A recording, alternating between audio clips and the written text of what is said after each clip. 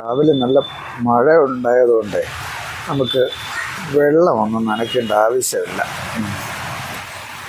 പക്ഷെ ഞാൻ 2 ദിവസം മുമ്പേ പയർ മുളപ്പിക്കാൻ ഇട്ടിട്ടുണ്ടായിരുന്നു. ഇവിടുന്ന് കിട്ടിയ പയറാണ്. പക്ഷേ അത് വളരെ പെട്ടെന്ന് വളർന്നു എന്നുള്ളതാണ്. നമ്മൾ പാക്കറ്റിലൊക്കെ മേടിക്കുന്ന ഹോർട്ടികോപ്പിൽ നിന്നൊക്കെ അവർ മേടിക്കുമല്ലോ, അതിട്ടൊക്കെ ഒരുപാട് ദിവസം എടുക്കും മുളയ്ക്കാൻ. ഇത് ഞാൻ ശ്രദ്ധിക്കാതെ നിന്ന് പറിക്കാൻ വിട്ടുപോയി, അങ്ങനെ ഉണങ്ങി നിന്നതാണ്. അതിൻ്റെ അവശിഷ്ടങ്ങളൊക്കെ കണ്ടില്ലേ, പെട്ടെന്ന് മുളച്ച സ്ഥിതിക്ക് കണ്ടില്ലേ അതിൻ്റെ വിത്തുകളൊക്കെ താഴെ.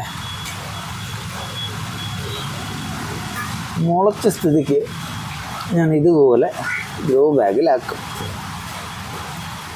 എന്നിട്ട് അവർക്ക് പടരാൻ വേണ്ടി ഓൾറെഡി കെട്ടിക്കൊടുത്തിട്ടുണ്ട് നെറ്റ്.